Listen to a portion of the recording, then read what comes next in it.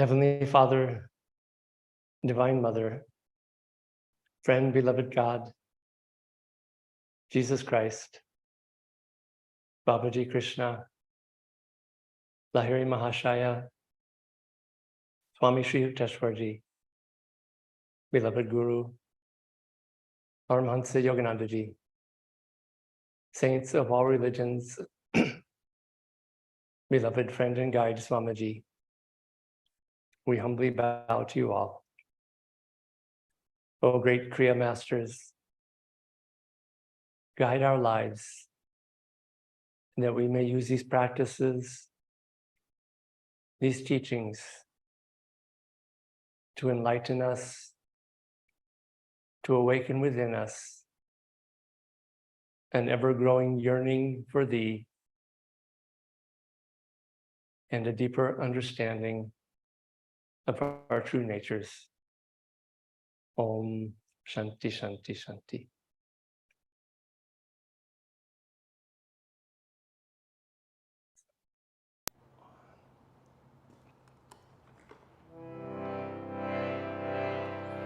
Guru Brahma, Guru Vishnu, Guru Devo Maheshwara, Guru Sakshat Parabrahma, Tasmai Shri Gurave Namaha.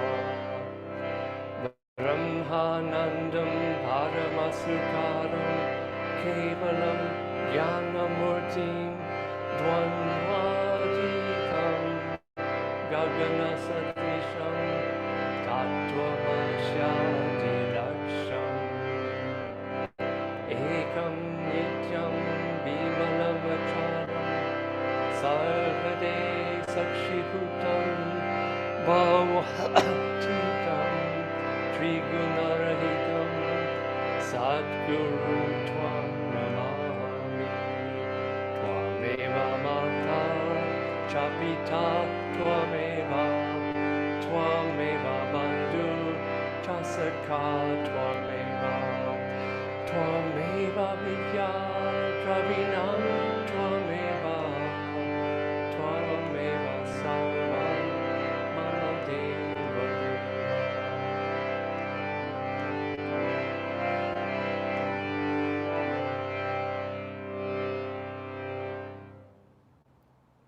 And let's meditate for just a minute.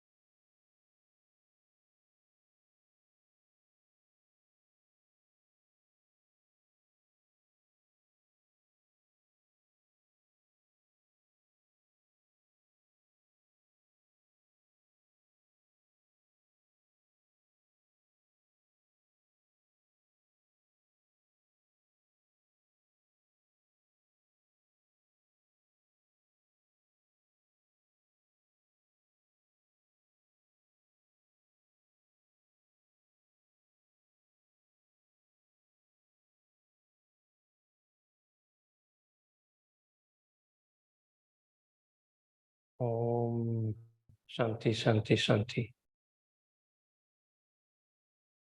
Again, welcome to everyone, and what a joy to be here with this satsang, talking about these teachings that will free us even in this lifetime. And so again, what a joy. We've had these beautiful big launch events in Kolkata and then this last week in Delhi. And we're seeing how many different types of people are really receptive to this book. Brand new people, people from other traditions even, and people from certain other Kriya traditions also are very receptive and open.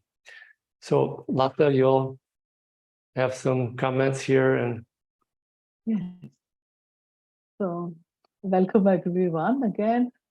And we thought last time it was about, getting introduced to the book and going into what went into the writing, a little bit more in terms of Devarshiji's own experience with the book. This time, we would like to focus specifically on chapters 6 to 12, which is the second section, kind of the middle of the book, and also have this opportunity to connect with you in terms of what have been some of your experiences as readers.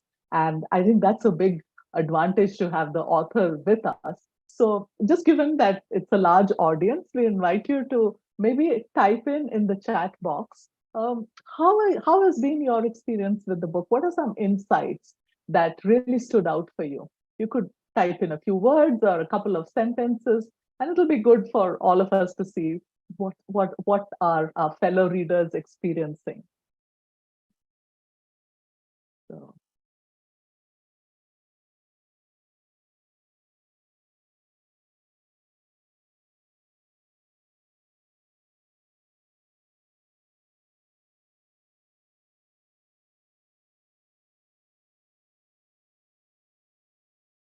It started to trickle in.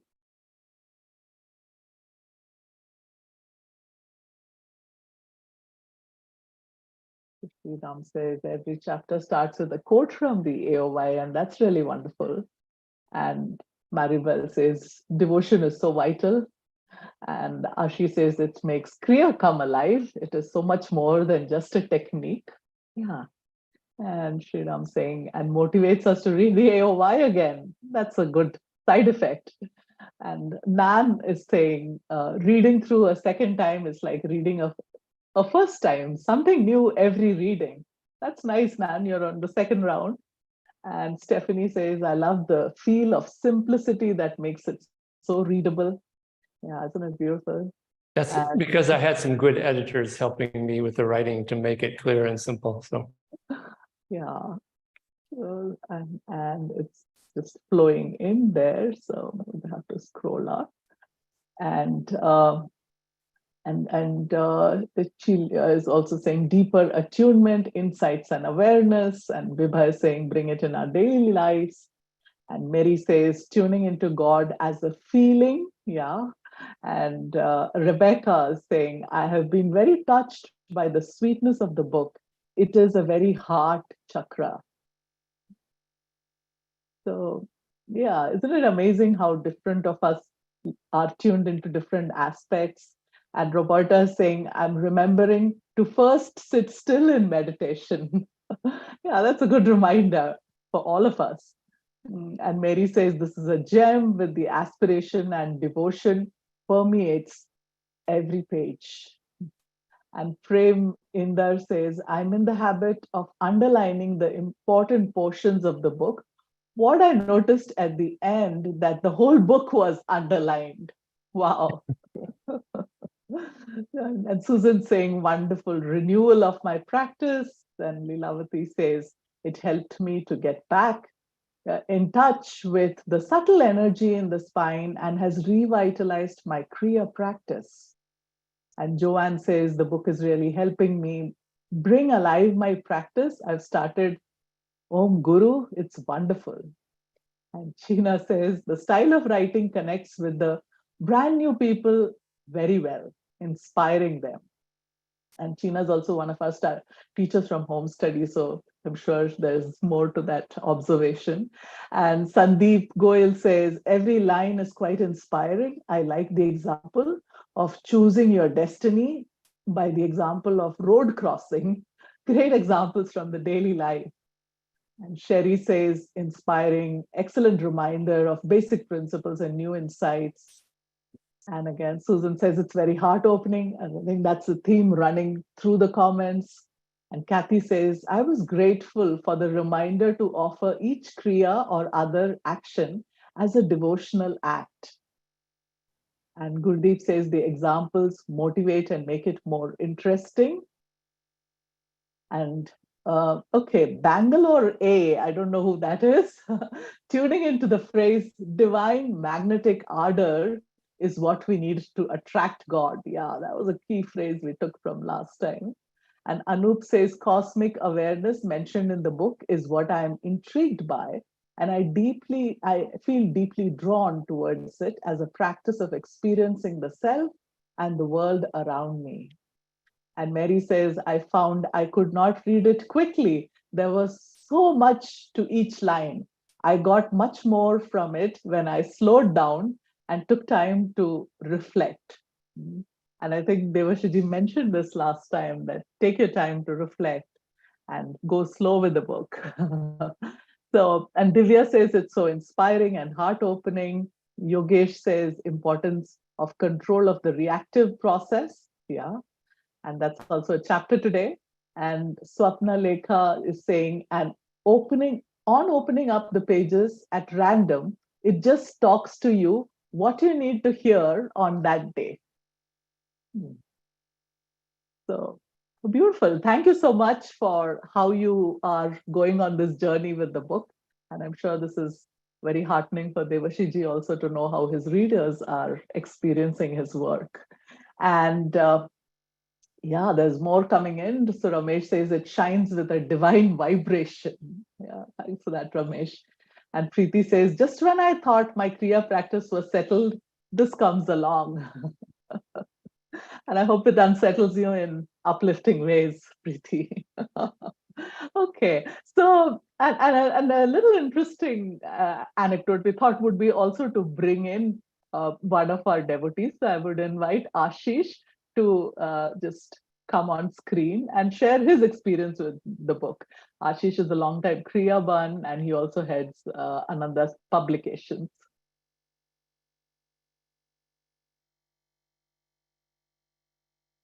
You're on mute. You can't unmute. Yes, yes. Good evening, and to everybody in India. Good morning to those of you in the US. And once again, Lata, thank you for organizing this. My journey with the book began a little bit before it got printed, and it was very intriguing to find that the magnetism that we talk about happens in real life, because the paper that came in for the book, the funds that came in for its printing, all of it went so smoothly. And I just want to say that Devarshi, we are down to less than 50 copies left with us out of 1100 that we printed. It's one of the fastest selling books that I have seen in my time with publications. So it is doing very well, and we're already gearing up for the next print run. So that will be good to see when it comes up. So just since we're on chapters 6 to 12, I thought I'll just touch base a little bit on these chapters. But for me, this is again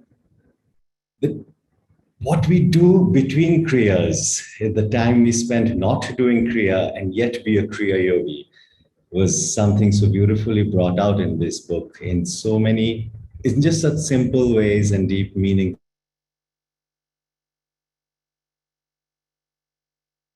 And the mentioning that Kriya Yoga is like your window, which gives you an opportunity to express yourself in your highest consciousness all the time. And so this book is about that, how to be with Kriya throughout the day, every day of our lives, and not just the technique, which is sacred and wonderful and powerful, but it's so much more. And I think just taking the chapters one by one, chapter 6, I thought the way Devarshi you brought out just to start with the reason follows feeling part is something that is just worth for all of us to remember whenever we get a little mental or when we think of something that's not sitting right with the heart. It's not to work with the thing, but to fix where the energy of the heart is. And Kriya is so powerful in doing that. And your examples of transmuting pain, the forgiveness that you are able to achieve, which is truly inspiring and gives us a lot of hope in our journey on this path. So yeah, that chapter was really, really good in that sense.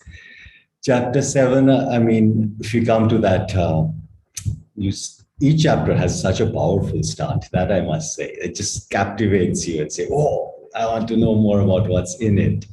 And that fiery passion for success is something all of us, we are extremely ambitious, aren't we? Trying to find God in this lifetime kind of ambition. Nothing can match that. So we need that continuous drive. And I found those secrets that you just put into that chapter, that how we work with devotion when we give ourselves to God, instead of trying to wait for a big thing, but every little thing. And actually, when I was reading that, I was reminding the Rishi of Nayaswami Maria's satsang about the squirrels and why the Indian squirrels have the three dark strokes on their back. And just that what we are, where we are, we give of ourselves. And that is where what keeps the devotion alive. And that effectiveness of kriyas that come, no? How you explained it, it is so wonderful. And just that final ending of that chapter, which says the chitta is consciousness, that feeling part of it. And so, yeah, again, it's worth remembering these things, reading this book again and again. And just that I'll go to one more chapter, what I found in chapter 8, which is, again, that cooperating with grace is something it's difficult to understand or feel in your daily life unless when you read the book, you realize that you have to put in your part to be able to cooperate with grace. And the way you distinguish, Devarshiji, that grace is not just about the gifts we receive, but it is that continuous stream that we need to be consciously engaged with, not passively sort of flowing with, but so how we receive. And so that was very nice. And also when you wonder sometimes, is God really listening? Am I actually in grace? Those examples of how you can prove that grace is there in your life, those were very, very touching and heartwarming. And yeah, we want to look for those signs, not just assume we are flowing with grace, but have real tangible proof. So those were reminders of these chapters. That I won't take too much more of your time, but as you can see, each chapter has so much special things in it. And I have read the book only once. I'm sure a year later or 6 months later, when I read it again, when I'm older and wiser, much more I will get from the book. For now, that was it. And thank you, Devarshiji, for bringing this to all of us. Thank you, Ashish. And while there's been more comments pouring in, and I think I missed a couple of them. So I'll just quickly go over that. So it's interesting to see. Kamla Devi is saying the story of the man who was severely limited in his ability to breathe properly, but who could see had advanced deeply through his imperfect but completely devotional practice is very inspiring. It helps me focus on the deeper divine connection as I practice. So yeah, that was a story he also highlighted in the study last time. And Rupali's I read. Then there is Daniel who's saying something that I have tend to find some contradictions with my understanding is we don't want to act like a merchant, but my understanding is to be specific when praying to the divine. And recently I have prayed for X. So I may give all my time and love to you to share your teachings with the world. So I think that's more of a comment also there. And then Kathy says, thank you for making it available on Kindle. I have been able to read most of the publications because of the size. I'm so happy to be able to participate. And Rupali says, I found it so impactful, and I've sent a copy as a gift to a fellow Kriyaban as well to help them connect deeper. So yeah, so I think that's quite a few comments there, and thank you for sharing. And now we will go into the next section of today's book study. So in this part, we will be doing a little bit of a interactive session with Devarshiji with a set of questions which connect to the chapters. And then in the next section, he will be presenting the 6 chapters of the book to you. So that's broadly how we've laid it out for today. And so Devarshiji, my first question to you is, we live in an age where expression of feelings is considered to be a sign of weakness in some ways. Yet working with feeling seems to be an important part of sustaining our spiritual practice. How can one have the right balance of feeling and reason in spiritual life? And also, if you could elaborate a bit more on So, how they're connected. yeah, it's a good question because we are wanting to have both. And I don't know if it's about a balance, because balance usually implies that, it's tilting one way or the other, but we want to have both of them very strongly. Now, you had just mentioned that in this day and age, people are almost discouraged from expressing feeling. And I don't know that it's so important to express feeling as to just be aware of it and to learn to work with it, because it's not just about letting our feelings out and expressing them. It's about learning to work with them, to be aware of what we're going through. Awareness precedes control. I think I said that last week, or Swamiji has said it. And so, and Swamiji talks about, in the early days of Ananda, there was a big psychological movement that he somehow was very aware of, where psychologists were working with people with expressing their feelings and getting them out, and expressing anger and shouting and throwing things at the wall just to kind of get their anger out. And it's a great theory, but it didn't work, is what Swamiji was pointing out. So it's about being more aware of what the feeling energy of the heart is doing. And we can't do that unless we get to some degree of calmness. I hear people often say how discouraged they get because their minds are so restless when they meditate. But in a way, the fact that people are noticing that their minds are restless for the first time in their lives means that there is a point of calmness and awareness from which you're being able to see that and observe it. So being aware of these things and being aware of the feelings of the heart, and it's not like we're just wanting to indulge and self-obsess over these things, but to be aware of them, because I think a lot of yogis suppress feeling or push it aside or ignore them because I'm a yogi. And Swamiji gives this example. That's not anger I'm feeling, it's righteous indignation. It's a spiritual quality. But if we are calm enough and self-honest enough and aware enough, then we can start to work with the feeling energy more easily. And that does require some degree of calmness to get started. So that's kind of I think that's the answer to that and how to work with it. And I'll talk more about it when I talk about the different chapters here in a bit.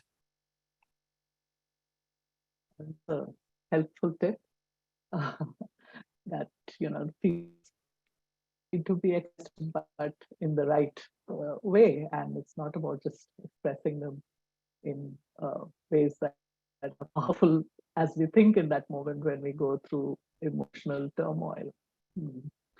And my next question was, many beginning meditators have what we call beginner's luck.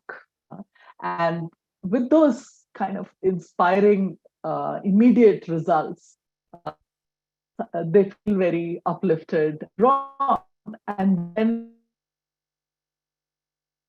there comes a dry patch maybe, and that's unexpected. We only imagine that the sailing will be smooth all through. And as householders, we may live with limited access to satsang, to other fellow devotees, and sometimes in the house there's a lot of support for the spiritual life because the family might have their own worries of where this is leading and all of that. So what could be some ways to cope with these challenges and these periods where it is devoid of divine miracles or even a response at times? Yeah, that can take a long time. I mean, it's just the story I tell in the book about that dry spell that I was having. I didn't say how long that was, but it was more than just a few months. And I think we just have to be patient. We have to have satsang, because one of the beautiful things of being in a spiritual community is that you see examples of people who have gone through these things. You see others going through them, but you also see others who have come out the other side and who are feeling, the fruits of of a long-time Kriya practice. That's harder if you're in a family situation and you don't have much satsang, but online satsang, I can't say enough for how powerful it's been for at least keeping people in touch and connected and tuned into their guru bhais who have something to help us with. So these are ways that we can do it. But people talk about being in a family situation, and I feel what they're going through. But I've learned to trust that God has put us right where we're supposed to be and to help us learn the lessons that we're supposed to learn. And I tell that experience in the book of being at that stoplight in Pune. And Divine Mother gives us each one exactly what we need. And so if you are in that family situation, find ways not just to cope, but to learn to be a real positive cause rather than an effect. And it's easy to be bounced around by family emotions and negativity and arguments and squabbles and all that. And again, Divine Mother has put us right where we're supposed to be and to teach us the lessons that we're supposed to learn. And I think in that situation, the biggest lesson is developing one's own inner strength in these things and being true to your sadhana, even though there's a lot of resistance to it. I saw this in my own family. My mother was very opposed to the whole idea of meditation, my being part of Ananda. But then over the years when I would visit her, she saw how serious I was and that I was not going to be shaken from it. But she also saw how I was changing as a result of it. And from calling someone to try to kidnap me, to take me out of Ananda in the early first year there, believe it or not, she actually just within about 4 or 5 years, she went to the point where when I would visit her, she would say, so dinner's at 6 o'clock tonight. That means you have to start meditating at 5 to get your meditation in. So she was actually a very supportive part of it. And so it can take time and patience, but it also just takes us being very strong and really committed. And that creates the magnetism that people see that we're not going to be shaken from it. But that's every individual circumstance is different. It can be more difficult for some people. It can take longer for some people, but that's the direction I think all of us are trying to go with it, especially in those situations where we're living in a house with others who are kind of discouraging us or trying to from our practices. And that kind of leads me to the related question, which is on cooperating with grace, which you mentioned. And you said discipline is an aid to attracting grace. Now, we all live in a very distracted world, which is quite different from the sages in a hermitage. And how can we develop that one purpose?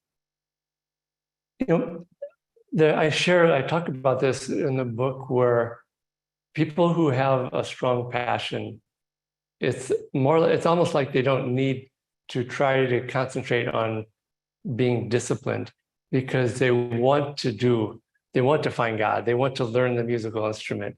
And so they just focus. They show up for music practice and for doing the exercises. And so doing it, starting from that side of developing intense devotion, that's what actually, I think, more than anything, makes discipline just a natural outcome. If discipline is just a dry gritting the teeth, pushing because we're committed to doing it, that can be challenging. Sometimes that's all we have. And that's where I think our part sometimes, for a long time, even if we go through those dry spells, is just to show up and try and do our best. Maybe we're not getting results. Maybe our best doesn't look all that great from the outside or from the inside. But if we just learn to have the habit, and habit, of course, is very powerful, and we all know that, but just having the habit of just, this is what I do, and I'm not turning back. Morning and evening, I do some meditation. And it hardly even matters how long it is. If we just are really committed, every morning, every evening, I'm doing something. And just that's the important thing, is just focus on what we can do, not on what we're not doing. And so just do little things. And Swamiji talks about this. There's a quote from him in the book of taking little steps and doing something. And, Master said that if you just did 1%, I think, of what I teach, you would find God. And so just focus on what we can do. It's going to be different for everybody.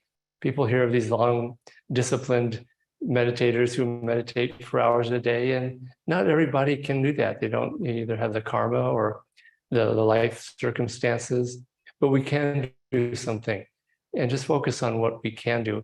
And then from there, start to build and develop a stronger sadhana, more time, more length over time. But it starts with the small steps and doing what we can do.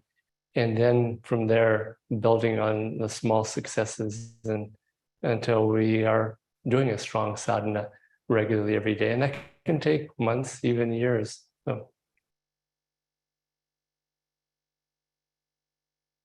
And our karma brings us tests. Some we pass and some we fail. What are some helpful ways to recognize the test in the moment and have faith that this too shall pass for those of us who feel overwhelmed and despair? Yeah, those of us who feel overwhelmed. I think we all feel overwhelmed because I think Divine Mother gives us tests that are meant to overwhelm us sometimes. And I have found that those tests that are overwhelming, I don't get over analytical about why this is happening, because I find that gets a little bit too self-involved. Why is this happening to me? And, sometimes the emphasis starts to turn too much to me. And I do ask why, but I tend to ask more, what is it that is going to help me get through this test? Because the answer to that question is also the answer to the question of why this test has come to me. Because Divine Mother gives us these tests to help us develop qualities and strengths in our lives. And so the best thing that we can do is to try to tune into what it is that's going to help me to get through this test. And I share that one test example in the story that was overwhelming, dealing with chronic pain and the facial nerve pain that I was talking about. And that was overwhelming. Many times it was overwhelming. And very interestingly, what the outcome and what the answer and the why was to help me develop complete surrender and trust in God and in Divine Mother. And when I did that, the test went away. So it wasn't about working out some karma and learning some lesson and then going on to some other lesson like you're in a textbook kind of school, but it was just about learning what Divine Mother wanted me to develop in that moment. And in that case, it was just, I was overwhelmed and I needed complete surrender and trust and faith at the feet of God and Divine Mother with devotional offering. And it helped me do that to a degree that I could not have done or would not have developed if that test hadn't come. So that's what that test was about. And very often our tests are about finding some way to tune into God, to the Guru. Again, rather than working out some karma, we do work out karma, those things happen. But I tend not to get overly analytical about the karmic cause and what I did in some lifetime to cause this thing. I'm more interested in the solution, which is what I need to develop to transcend what I'm going through. That leaves us with the thought that we still have a lot of ground to cover to get there. And there's a line in the book, chapter 11, I think, where Swamiji talks of taking small steps with great emphasis. He says, finish whatever you start. Please elaborate. Many of us are procrastinators and struggle to start or gain traction when we start something. What did he intend us to take away from that line? Finish whatever you start. I think he wanted us to develop the steadfastness to get through the spiritual path, because in order to finish the spiritual path, well, guess what? We have to finish what we start. And I think developing that quality of finishing what we start is really, really important. on the spiritual path. And just there's no looking back, there's no going backwards.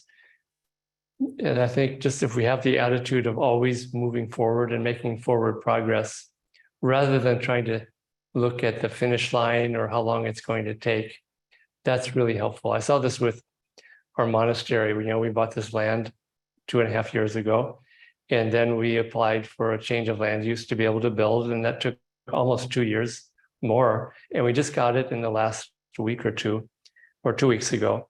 And yeah, it took just patience and perseverance and always making some forward progress at all times. So rather than thinking too hard about having to finish it, just think about making forward progress. And if we do that, then we will always finish what we start. But sometimes we get too caught up in, oh, this is going to take too long. How am I going to get to the finish line? This is what it's going to take. I don't know if I can do it. But if instead we just look at the step that's right in front of us, I found that that's actually the most helpful way to look at what Swamiji is talking about. Thank you for that. And with that, we would be moving to the next section. But before that, I'll invite Vibha, one of our Kriya Buds and a teacher with the home study, to share her experience with the book as we wrap up this section of the study. Thank you, Lata, and thank you, Devarshi ji, for inviting me to share some of my experiences while reading the book. So friends, I'm Vibha and I'm based here in Delhi. And I would like to share that Devarshi ji is my first teacher who taught me how to share the teachings of Kriya Yoga, and I feel very blessed for that always. So I'm reading the book, and I must say when it comes to Kriya Yoga, I'm a very slow reader, because as I read the book, the question keeps coming in my mind that the principles and the cosmic laws that I'm reading in the book as part of the Kriya Yoga, am I applying it to my own life? And that's a tough question to answer, and many a time the tendency is to kind of shut the question or silence the question or ignore the question. But at the same time, the point arises that if I'm going to silence my mind and not apply these teachings, why am I reading the book?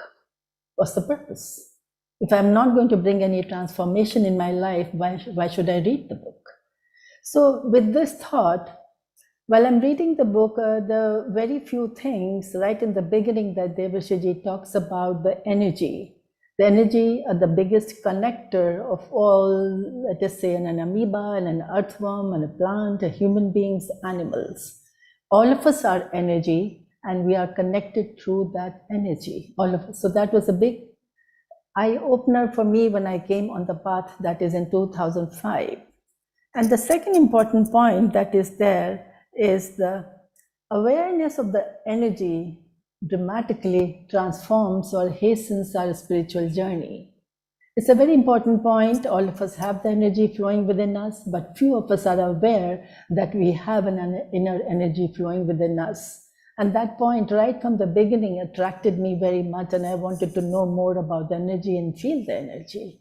And then the third point that Devarshi ji very wisely brings out is that once we experience the energy, once we are aware of the energy, then only we can control it. If we don't know the energy, how are we going to control it? And why should I control the energy? That itself brings us to the point today of the chapter 9, which says, control the reactive process. How am I going to control the reactive process unless I know what energy I need to control? Here, Devarshi ji has explained well, the cause and the source of every sorrow or happiness lies within us. It is the energy that is flowing within us, which is the cause and the cause of any sorrow or joy that we experience. He says that the situation or the people are neutral. It is our response to them that it makes it positive or negative. That's why the title, Control the Reactive Process, very important. I've been in the corporate world for a long time, almost 30 years or something like this. Half of my corporate life, I was already a practitioner of Kriya Yoga. It had come in. So the first half was a total corporate life lived by the corporate principles, and where if any unfavorable situation arose or an unfavorable person I had to deal with, and where I thought there was unfairness, in a corporate manner, I would try to fix the situation, fight it out tooth and nail. And then if I won that situation, I will be very gratified, and I felt that was the right way. But at the same time, I did feel at that very time also that it caused a lot of disharmony, and at the same time, lack of cooperation, and even maybe the company lost some productivity, but I just didn't know any other way. But when I came on the path of the Kriya Yoga and we started reading the books written by, again, Devarshi Ji, Preparation of Kriya Yoga, where this chapter is very well defines, that there is a different way of dealing with the situations which are unfavorable and people which are unfavorable. And that is working with them with cooperation, working with them in harmony, and also working with them by cooperating with the divine grace. So all these things resulted in mitigating the anger and bringing the situations, making them more harmonious. There was a very situation right in the beginning, 2005, when I came on the path, was that I had an experience, and that was in my company. We were working with the government of India, and they had a requirement for a technology which only our company had. So the company felt we could demand any price, and the government needed it very badly. So we settled the price, and we were going to sign the order the next day. And somewhere I was also on the path of Kriya Yoga already, and in the night it was troubling me that the situation has to be win-win. So in the morning I spoke to the company management, and then I went back to the organization, to government, and said to them that we are dropping our prices by 20%. And what happened? The government was very happy, and then we got much more business than we ever expected. The idea to drop the price at that time, my mind was not to get more business, but to be fair and to have a situation which was more in conformance with the divine and cosmic laws. So the friends, as the teachings and the practice of the Kriya Yoga in my life has progressed since 2005, my own endeavor, and I'm sure it's the endeavor of everyone here, to apply the principles more and more, because the quality of the joy that we experience is far superior by applying the application than the pleasures that we get without the application of these rules. So that brings me to the end. Thank you, Vibha, for sharing some anecdotes and practical applications. Thank you for that. Yeah. And with that, we'll now move to the next section where Devarshi takes us through the book chapter-wise. And Devarshi, there's one question in the chat box from Ratna where it says, how do we transmute grief into divine love? Yeah, I would say read that chapter on feeling from human to divine, because that's really very much what that chapter is about. And it is really, it's important, it's essential to turn human feeling chitta into divine feeling chitta. And that's what this chapter 6 to 10, that's kind of the heart of the book, because chapters 1 to 5, it's the introduction. It leads up to chapter 5, which is talking about art and science, which, as I said last week, it's a thread woven throughout the book.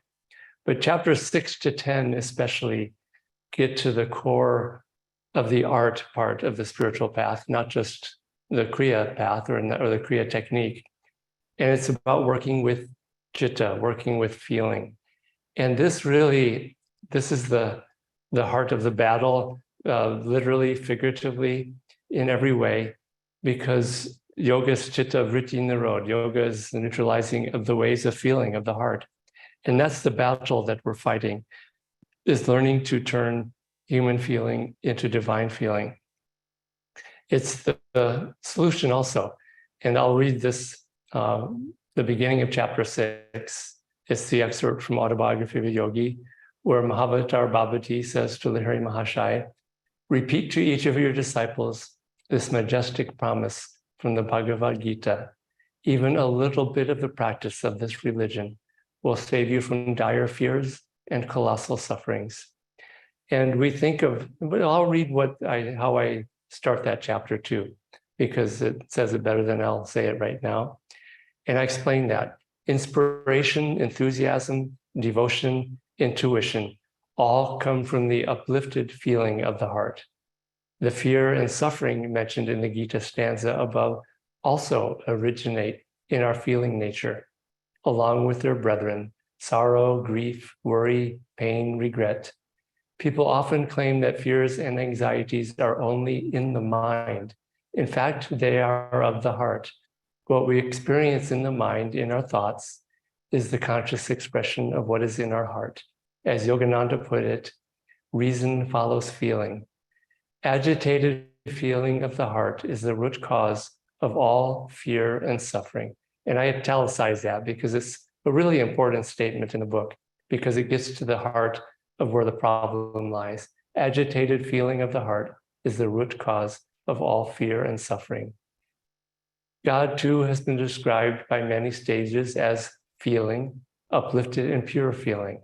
Swami Kriyananda described it this way: God is feeling more than reason, and that feeling is bliss. We were made from that bliss.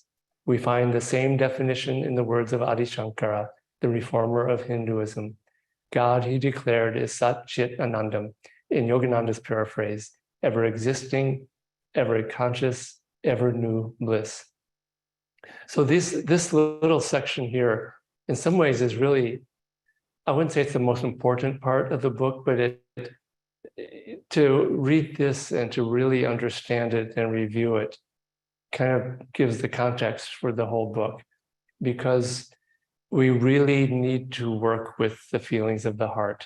It's the problem, it's the solution. It really is everything. And so this chapter on working with human feeling and turning it into divine feeling, it really gets to the heart of everything. And I share, I think, in the book, where, when we point to ourselves and say, I did it, or that's mine, we don't point to our head or our elbow, we point to our heart, because we understand that that's who we are, is more on that feeling level, whether it's divine chitta or human chitta.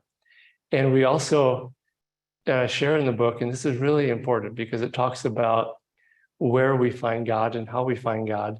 When Master, in talking about his experience of samadhi, he says that I cognized the Empyrean from a point of intuitive perception in my heart. And so this experience of samadhi, it's perceived from the heart. And so in many ways, reason follows feeling, but really in a way, we're always perceiving from the heart, even though it might be channeled through the mind and the thoughts and reason. And so this heart feeling perception especially is important to understand, because that's how we know God. Master said the heart is the receiving station to receive God and really to know God. That said, there's a connection to the spiritual eye, the point between the eyebrows, because the way out, and this is to the heart of this whole book right here, is that the way out is to calm the agitated feeling to some extent. We're not going to do it perfectly just with Hong Sa, but then to uplift that calm feeling to the point between the eyebrows. And so that's kind of just the step-by-step process in a sort of yogic, scientific way of turning human feeling into divine feeling, which is to calm agitated human feeling to the point that we can become aware of it. And then from that awareness, offer that feeling to God at the spiritual eye. And that question of how we turn grief into divine love, it's from just being aware. Okay, I'm feeling grief, and if we get calm enough to be aware of that, this is grief I'm feeling. It's a very human feeling, and it's nothing wrong with it. God gave us human feelings, as I talk about, as a breadcrumb trail to find our way back home. And so even when we're feeling human grief or a human feeling such as that, try to understand that it's not a wrong thing. And yogis kind of suppress and push things away. Oh, I'm a yogi. I'm not supposed to be feeling human emotion. Agitated feeling is bad. Uplifted feeling is good. But really just accept that, yeah, we have human hearts. God gave us these human hearts for a really good reason, to experience those things. Sometimes I think that God breaks our heart in order to help us put it back together again, or to learn how to open it. And that I think sometimes require our heart to be broken and to go through suffering in order to uplift the heart and to offer it up and to be aware of it. And so when we are feeling these emotions and we're suffering from them, accept it. Don't push it away. Don't say, oh, I'm a yogi, this is not good. Instead, see it as coming from God. God gave us this human heart. It's this human heart that is suffering and experiencing grief. And this is God trying to point me back to working with feeling in a more divine way. And so this doesn't mean to indulge in the grief or the human feeling, but then to start offering it upwards to the divine. And this is, partly the step-by-step process of first doing some Hong Sa and then doing Kriya and offering that, feeling upwards, even in Kriya practice. And I talk about that in the book as really the way that for me, especially, that I was able to turn grief and sorrow and loss into something positive was to offer it up during Kriya practice. And then I found that grief had something in it that was uplifted, and that was this longing to have a soul connection with the soul of the one, who I lost. And so that grief had the seeds of something divine in there. And by offering it up during meditation and during Kriya, that is how it turned it from human into divine feeling. And so be aware of this when we are working with those agitated feelings and emotions.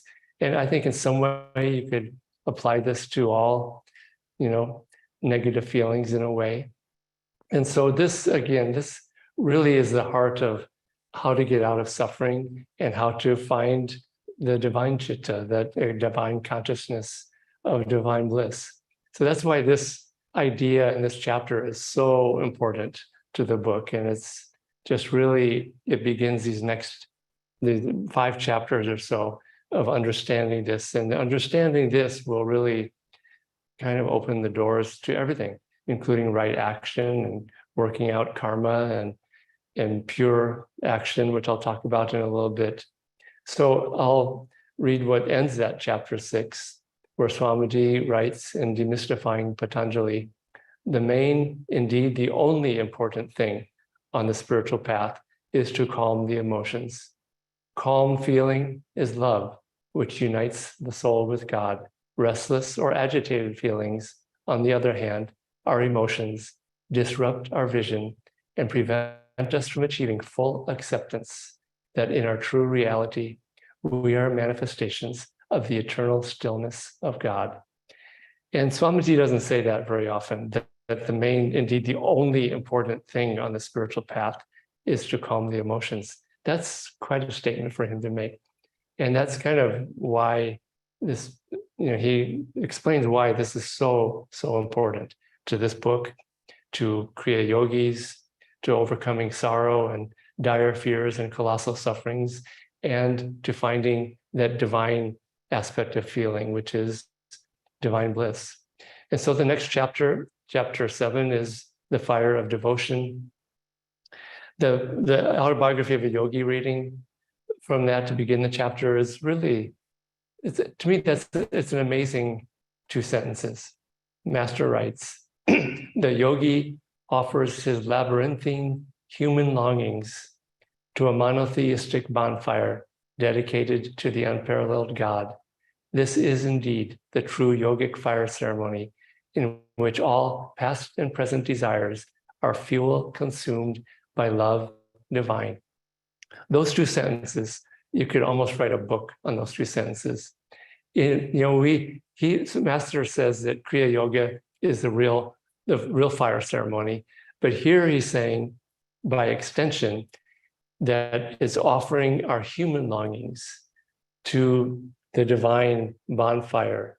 This is Kriya Yoga, he's saying. It's very similar to the whole true yogic fire ceremony in which all past and present desires are fuel. It's this fuel that's offered. So when we offer those human feelings, sorrow, grief, all those things, those human longings to the bonfire of God, that's the real yogic fire ceremony. And it's not done in an impersonal way, just offering little grains of rice. It's done in our hearts in a personal way because it's us offering ourselves to God. And so all these past and present desires and these human longings, the griefs, the sorrows, are the fuel that's consumed by divine love. It's fuel. It's like adding logs onto the fire in a way. And this is where human love, human longing is transmuted into the divine. It actually creates and fuels the fire of divine longing and divine love. And that's why learning to work with human feeling is so important. It's the fuel, he's saying. And that's just, yeah. So these two chapters, especially, and what they lead into are just really, again, the heart of the book. And so it talks about developing devotion, working with devotion as being the most important thing, because divine feeling is the answer to human suffering and human feeling. And so the more that we can develop that divine quality, also just as a quality in and of itself, rather than just starting from the human level and trying to offer it into the divine love, but developing that divine love, that's really the bonfire that we can really work on, because when that bonfire is really strong, then we can just be offering these feelings as just logs into this huge, huge fire that will just burn up all the human longings. I'll read part of that chapter because this part is just very sweet. It was told to me by a friend here in India. So I write, what if we aren't feeling devotion? Yogananda urged us to pray to the Divine Mother for devotion. That is the one thing God most wants to give us. An Indian friend of mine once asked Swami Kriyananda, what should we most ask for from God? Bhakti, devotion, or mukti, liberation? With tears in his eyes, he replied by singing in Bengali the song written by Yogananda, Divine Mother's Song to the Devotee. Here is the English translation. O devotee, I can give thee salvation, but not my love and devotion. For when I give those away, I give myself away. Ask of me salvation, but not my love and devotion. For when I give those away, I become poor, walking on your heart's wave. And so that's what Divine Mother wants to give us the most, actually. She's just teasing the devotee here. That's also what she wants us to pray for more than anything, is that devotion. Because we are suffering, we tend to look at the problem and say, okay, Divine Mother, I have this grief, I have this sorrow, please take it away from me or heal me of it. But if we pray for devotion and that divine bonfire, then all these things are going to get burnt up in that divine bonfire. So that's why pray for devotion. That's where real liberation comes, when we have that devotion. And this chapter ends with this reading that I've read a few times, because it just, again, really these two chapters in a way work together as just the heart of the book.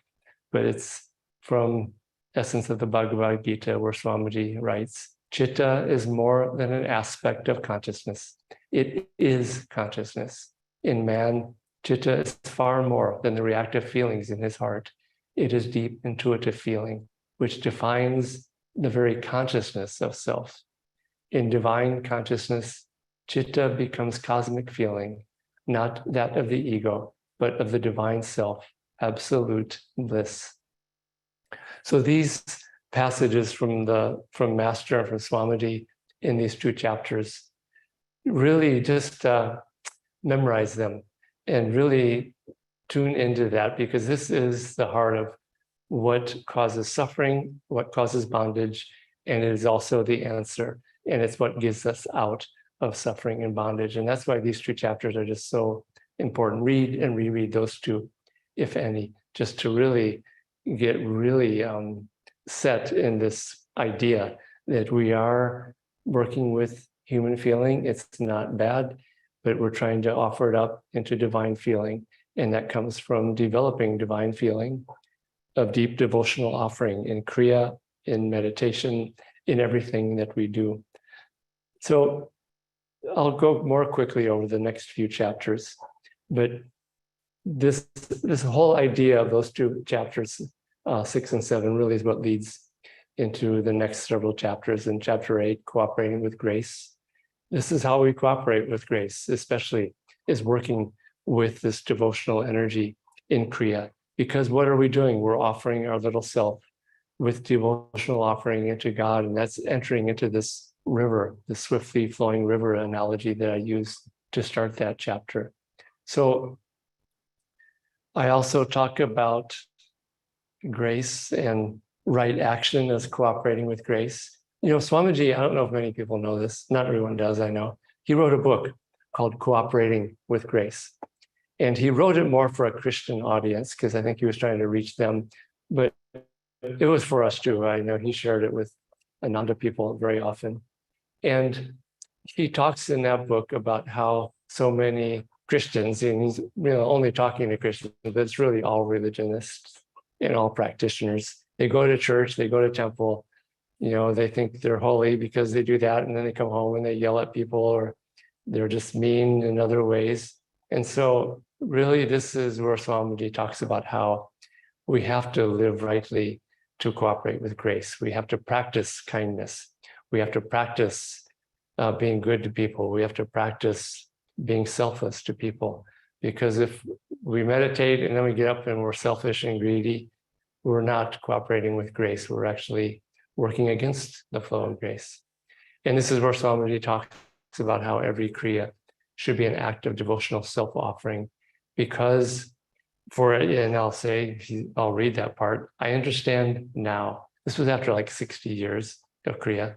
I understand now that every Kriya should be an act of devotional self-offering, for everything comes in the end by God's grace. And then he talks about what that divine grace is. So chapter 9, controlling the reactive process, which is the emotional feelings of the heart. And this sort of gives the inner science of how emotional feeling really binds us, especially is this reactive feeling and this reactive process. And as I think people know, I tell the story of Maria when I was wheeling her on a wheelchair to have her brain scanned, and she was in a state of deep calmness and stillness and just deep joy even. And she saw what I was going through, and she just very calmly, very dispassionately, without any feeling or emotion, very Russian side of her, which was also a very yogic side. And she just quietly said, detach yourself, control the reactive process, live the teachings. And that saying, that motto, I see this printed out. I've walked into people's homes and seen it on the refrigerator. It's really good to imprint in our minds that if we can just learn to control that reactive process, that's when, and I say this in the book, that's the big game changer on the spiritual path, because then we're starting to control the feeling process and the emotional energy in the astral spine. And we think of pranayama as life force control, but that life force often is expressed as negative emotions and negative emotional reactions. And so that's where that's kind of the real battle of pranayama, is when we can learn to control the reactive process. Then chapter 10 is really, this is an interesting thing because it's karma, kriya, and action. Swamiji says that yoga is action, because yoga is the act of how we get out of delusion, and it's a process that we work with. And I'll just read, for Kriya yogis, this is really helpful to inform how we practice Kriya. And I start with a passage from the autobiography of a yogi, where Master says, the science of Kriya Yoga, mentioned so often in these pages, became widely known in modern India through the instrumentality of Lahiri Mahashai, my guru's guru. The Sanskrit root of Kriya is Kri, K-R-I, to do, to act and react. The same root is found in the word karma, the natural principle of cause and effect. Kriya Yoga is thus union with the infinite through a certain action or rite. A yogi who faithfully follows its technique is gradually freed from karma, or the universal chain of causation. And I asked Murali, who many of you know is a Sanskrit expert, because I wanted to understand. Master didn't get into the Sanskrit, how Kriya, K-R-I, to do and act and react, how it's different from the word karma, because they're both act and in a way, but what Master says is that Kriya is an action, a certain action or rite in that passage. And here's what I'll share my interaction with Murali. The word Kriya comes from the same Sanskrit root as the word karma, but with a slightly different connotation. Kriya implies pure or selfless action, including religious rites done to please God. That's the big difference. Kriya is a pure or selfless act, whether it's a religious rite, whether it's the Kriya Yoga technique, whether it's any rite that we do to please God, even selfless service to others to please God rather than to please the person, done purely, is Kriya. And so pure action is Kriya. And so pure action of any kind is liberating rather than binding. And Kriya done purely with self-offering, with self-giving, is liberating. Kriya done for results, egoic results, can be binding. And I tell that story in the book, where that one disciple of Master was doing mercenary Kriyas. He was doing Kriyas because of what he would get out of it. And this is a subtle thing, because we're all doing Kriya because of what we're going to get out of it. Let's face it, if we didn't think Kriya was going to liberate us, we probably wouldn't do it. But that said, we have to find a way to not have that be the main motive as we do each Kriya. If we can do each Kriya without any thought of what's in it for me, that's when we really get the results, because that's the pure action, pure selfless action and self-offering that is the root of the word Kriya. And so that's where we get the results, is when we do Kriya as an act of devotional self-offering. And sometimes practice Kriya with this intensity of just offering intensely everything of ourself, including our very self, holding nothing back and just giving it all to God with expecting nothing in return, just purely because we want to give everything of ourselves to God, to Divine Mother, to the Guru. So when we can do Kriya in that way, that's when it gets the best results.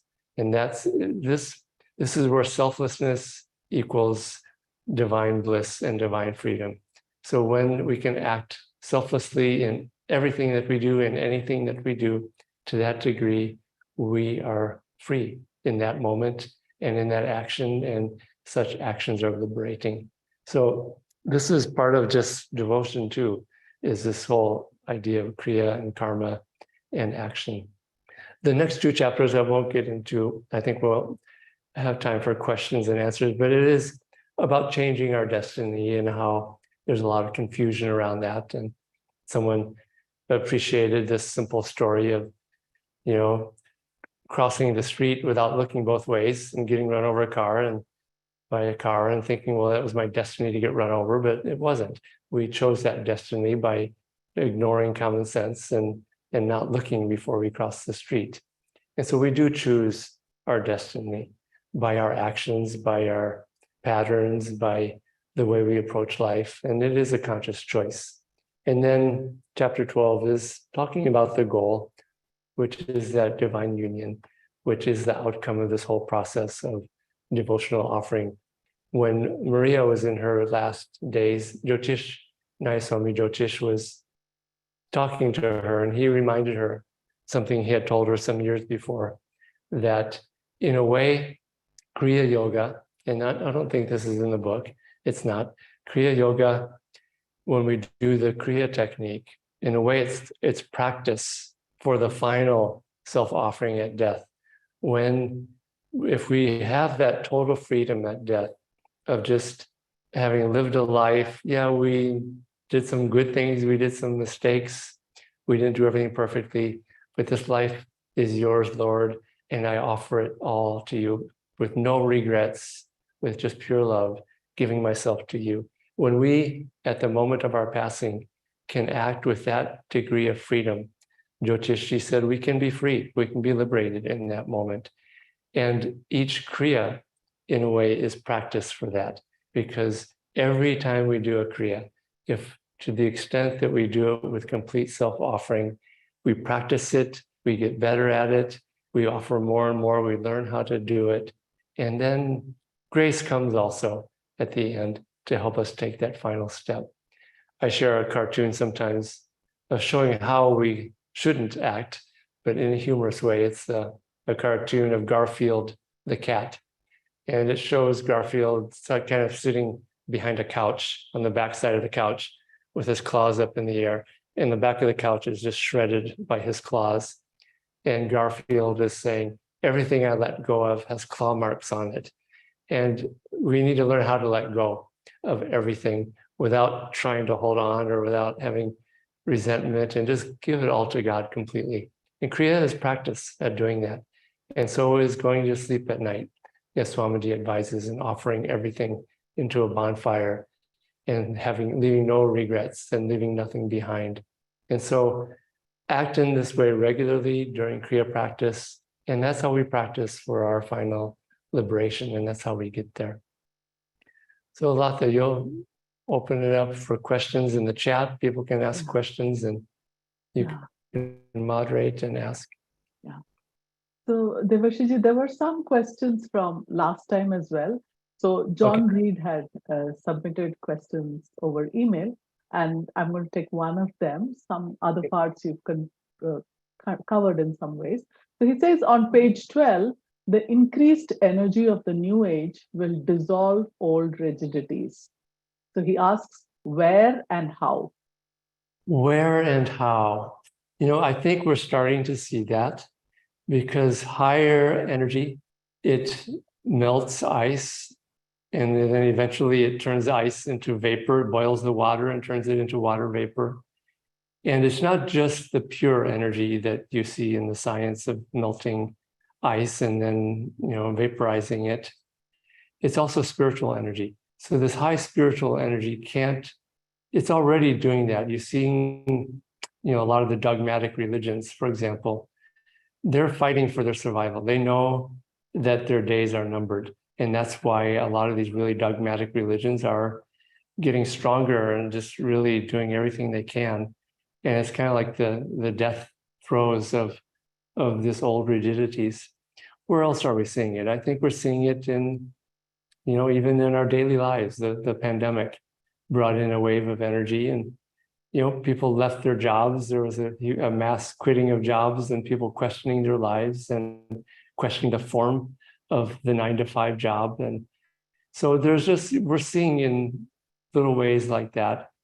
But I think we're also just seeing it in, for example, people are more fluid with their jobs. It's not about the location. They're working from anywhere in the world online. And so job and location and city you live in is less fixed. There's less form to that and less rigidity to that. So it's happening in such ways. And I think we'll see it more and more as a lot of the old forms really crumble. And I think with, some certain countries in this world are crumbling, and just because they just can't handle this energy and the light that's being shined on it. And in some ways, the internet is shining a light on the, problems in this world, and you can't get away with as much because everyone's videoing these things in real time, and a war that's happening, and it shines a light on things. And so these are all little ways, but it's adding up to really, a lot of things eventually going away, and a new forms, not rigid forms, coming out of the ashes but there's going to be a lot of ashes first, unfortunately. So. And you warned us about this last time too. So he has a follow-on comment there, and he says, and Yogananda assured us that the Dwapara Yuga, the age of energy, will have the final word. So he's quoting this from the book, and he says, Yes. What does that mean? Is it in the autobiography of the yogi? You know, what he meant, and I'm not quoting him or paraphrasing him there, but I am analyzing something he said. He said that there would be a time of warfare and strife where these, Kali Yuga and Dwapara Yuga would have it out with each other. But then he said, because it is an age of ascending spiritual energy, that eventually the Dwapara Yuga energy will win that battle. And he said there would be a few hundred years of a golden age, even after all the strife and the warfare. And that's what I meant by Dwapara Yuga will have the final word, but not after a lot of suffering first, unfortunately, according to what Yogananda said. Yeah. And then there was a question last time from Charu, where she says, and you covered it in some ways, but probably she's looking for something specific. She says, how to stay positive in negative or very challenging situations? Yeah, that takes practice. It's not just a thought, that you can just have and think your way out. It's to change your level of energy. So it's it's two ways or two things to really work on. One is just having a positive attitude. And it means lifting the energy up, because negative influences, it's a reactive process. Try to influence the energy to pull it down our spine. And as yogis, we're trying to have control over the reactive process in the life force. So try to find a way to lift the energy up. Think of the guru. That's one of the best ways. Think of Yogananda. That immediately lifts the energy up. So that's one part of it, is just turning the energy as we can in a positive way. But also important, and maybe more important, is doing it in such a way that we develop magnetism around that.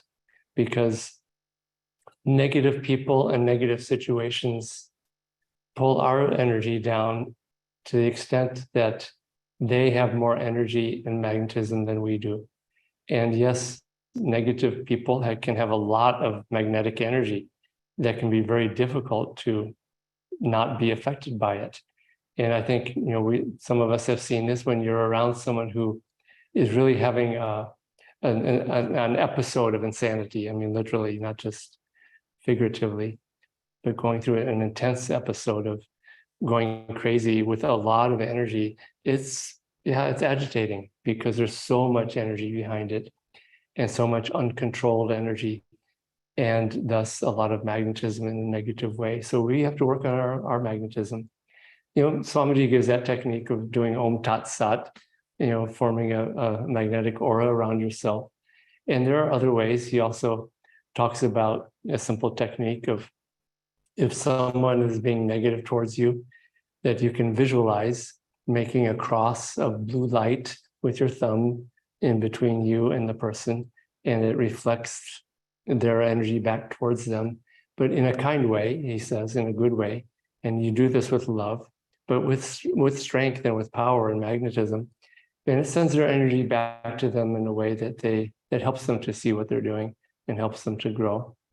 But most importantly is working on those two things I mentioned, working with controlling the life force and directing it in a positive way, which takes a lot of practice, can take a lifetime of practice, but we do get better at it. It is a skill that we can develop. And the other way is just working at increasing our magnetism, so that our positive magnetism is stronger than the negative magnetism.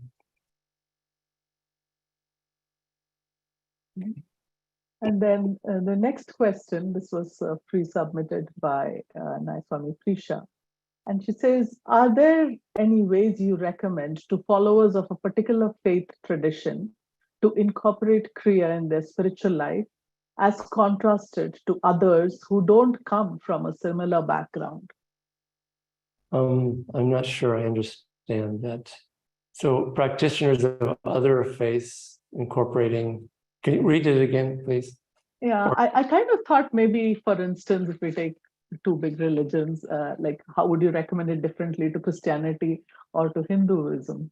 People who come from those backgrounds. Yeah, the principles here are universal in the book, because it's working with love, with devotion, with energy. Swamiji once said that a devotee, a bhakti yogi who's a Christian, has far more in common with a bhakti yogi who is Hindu than a bhakti yogi Christian and a more jnana yogi Christian. So it's more the attitudes and approaches. Actually, there's a lot more in common there than in the outward form of the religion. But a lot of what's in the book is actually applicable by people of other religious faiths, because it's talking about working with the feelings of the heart. And these are just, the principles of yoga are universal because they work with universal human realities and how to get out of human delusion. And so the principles of yoga are applicable to all faiths. When I share, I guess in the book, that when some of us were visiting Assisi, Italy, our Indian monks were there, and I was there with our Indian monks. And there was a Catholic nun who also happened to be Indian from Mumbai, who saw us and was very curious about us and asked us, what are you doing here? You are Indian yogis here visiting Assisi of St. Francis. And we explained to her, and I think it was Aditya explained how, we meditate because we have a straight spine when we sit up, and we just use some of these practices of meditation, the science of yoga, to commune with God more deeply and easily. And he gave the example of sitting with a straight spine and having the energy rise more easily. And the nun really understood that. It just resonated with her, and she got all excited. And she said, that's what I'm always telling my sister nuns, you have to sit up straight or you fall asleep when you're trying to pray to God. And so these things are universal. It doesn't matter what faith. So yeah, try to find, if you're working with someone from another religious tradition, you can find ways of connecting what is in the book with what they're trying to achieve or practice with their religion. So. Now there's a question from Stephanie in the chat box. She says, when the heart has developed physical limitations, does our path of Kriya say with what consciousness we can still do the practice? Yeah, it's just like I gave the example of the person who had difficulty breathing and he still was getting benefits from Kriya. So it's the consciousness that we do with it that is far more important than just the physical technique or the inner technique. It's the approach we take. And you'll see that in your own Kriya practice. I see it all the time, that the approach I take with doing Kriya technique or any of these things, and the energy and intensity is far more important than the technical aspects of it. So if we have limitations, even physical limitations of having a spine that's bent physically that we can't straighten up because of some congenital thing, it's the energy spine. Yeah, it will affect us physically and noticeably in certain ways, or it can. But the energy spine, if we really bring the energy up and down the spine, it's a clear channel, no matter what. And another example of this is, working with someone once who was blind, who could see the spiritual eye really clearly and even more easily. So the physical senses, the physical body, they don't have to be a limitation to spiritual growth and spiritual gains from doing Kriya and from doing all these things. And I think we have time for one last question, and the remaining questions we'll take next time. So this is from Uma, and she says, I want to ask this question to Devarshiji. Like a moth given to the flame, like a flower giving fragrance, is suffering a natural process to selfless, non-reactive state? I think we're all suffering. I don't think it's necessary because, in a way it is, because it helps us grow spiritually, but mean, the end to suffering is divine bliss. And so, yeah, it can be a prod to finding God, but I would say when we're suffering, it's because who is suffering and why are we suffering? And so it's necessary in that way. But yeah, it's God helping us. So yeah, it is necessary in a way. I would just, when suffering comes to us, Master said, what comes of itself, let it come. When it does come to us, see it as a gift from God. I do, as a prod to help me learn to grow and to get beyond suffering, because we don't want to be stuck in suffering and indulge in suffering. The whole point is to end all suffering and all sorrow by merging back into God. But suffering is it's a cattle prod to get us going in the right direction. And that comes from God, I believe. So yeah, and there are some more questions which we'll take up next time. And there is also a lot of gratitude being expressed for you, Devarshiji. And as we come towards the end of the session, I invite you to share a guided practice that we could close with. What we will practice is just a very short guided practice of something I talk about in the chapter 6, I think, of just offering up some agitated feeling, some hurt, some grief, some sorrow.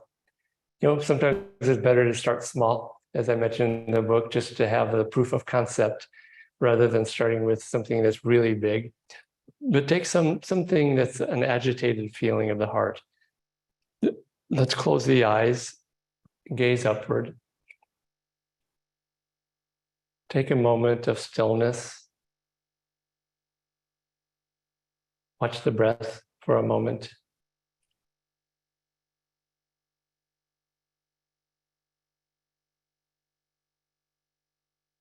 I've learned that there is always a very still point at the center of the heart that we can find.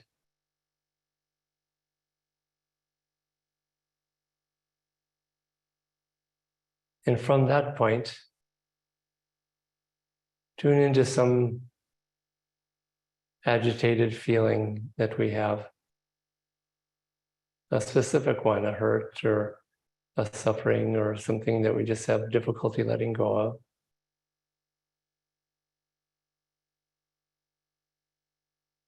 And be aware of that feeling and what it feels like in the heart.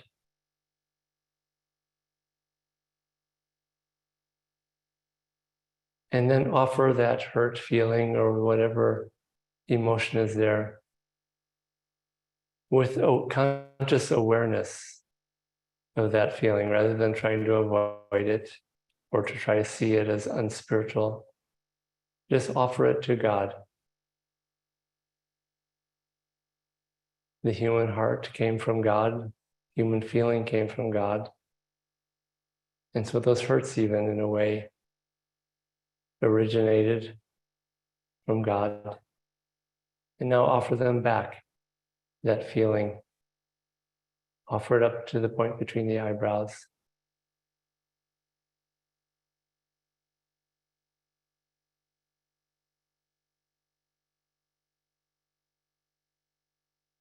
And do that in a positive way. If you know Kriya, do a couple of Kriyas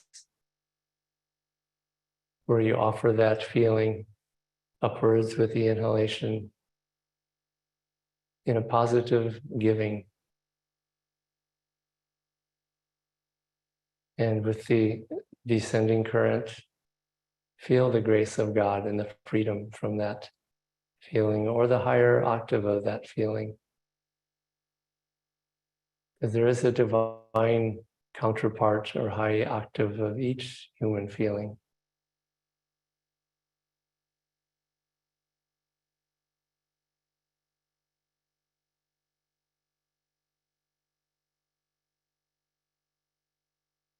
And now let's just consciously try to feel the divine chitta,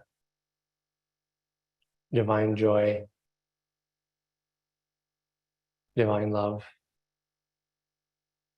divine freedom,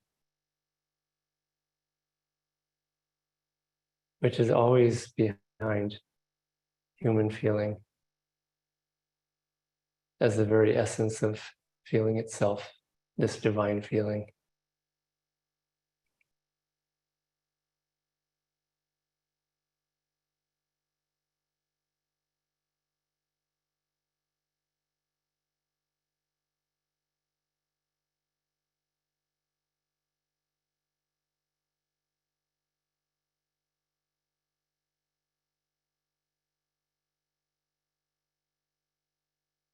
Om Shanti Shanti Shanti.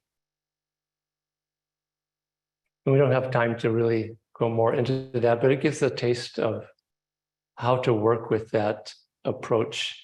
And just, it's not a mental thing. It's just try to get out of thoughts, of analysis, of overthinking it, and try to just work more with the feeling itself, of just getting into the heart of the matter, which is the feeling energy, and just tuning into the feeling energy, not without analyzing, without thinking how to do it, just tuning into feeling and just offering and giving it and trying to feel the higher octave of it. And this is one way that we can help to transmute and to transcend and turn this lower human feeling into this divine feeling.